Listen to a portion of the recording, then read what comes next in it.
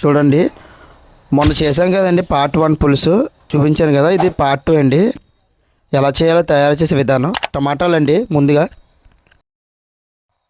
తర్వాత బిర్యానీ ఆకు, పచ్చిమిరపకాయలు, ఉల్లిపాయలు కొన్ని, మసాలా పేస్ట్ అండి, చికెన్, మొత్తం అన్నీ కలిపిన ఇంగ్రీడియంట్స్ అన్నీ కలిపిన మసాలాతో చికెన్ తయారు చేసింది అది. ఆ ఇంగ్రీడియంట్స్ కూడా మీకు అక్కడ మెన్షన్ చేస్తాను నేను, ఏటేటి అందులో వేసామనేది.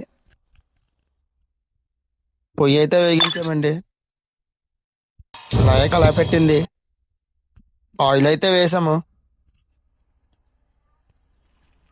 ఇంకొన్ని పచ్చిమిరకాయలు వేసాం ఫస్ట్, తర్వాత ఆనియన్స్, టమాటా ముక్కలు వేసాము. అలాగే జస్ట్ మీరు అలా కలిపేసి దగ్గరగా అయిన వరకు కలపండి కొంచెం.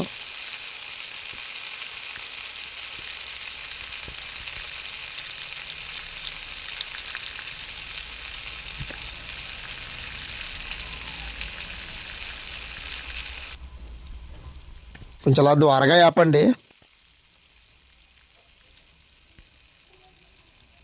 చూడండి చికెన్ అదిగోండి, దాన్ని మెన్షన్ చేశాను ఏటేటైతే వేసాము అందులోని.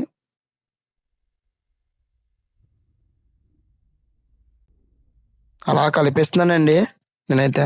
ఇదిగోండి మసాలా, స్పెషల్ మసాలా, పులికి సరిపడిన మసాలా అదండి. దాని ఇంగ్రీడియంట్స్ కూడా మీకు అక్కడ రాశాను. బాగా కలపండి. తర్వాత అలా దగ్గరికి అవనియండి. ఇంకొంచెం చూసారు కదా అలా రావాలి, ఇంకా కొంచెం అలా ఫ్రై అవ్వాలి.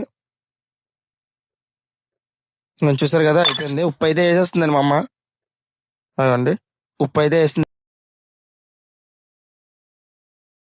చింతపండు గుజ్జు అలా వేసి ఒకసారి కలిపేసి కాసేపు అలా కొంచెం మూత పెట్టేసి 2-3 మినిట్స్లో అయిపోద్దండి. చూసారా దగ్గరికి అయిపోయింది పులుసు. చూడండి చిక్కపడింది పులుసు అనేది. అలా అవ్వాలండి. రెడీ అండి పులుసు అయితే.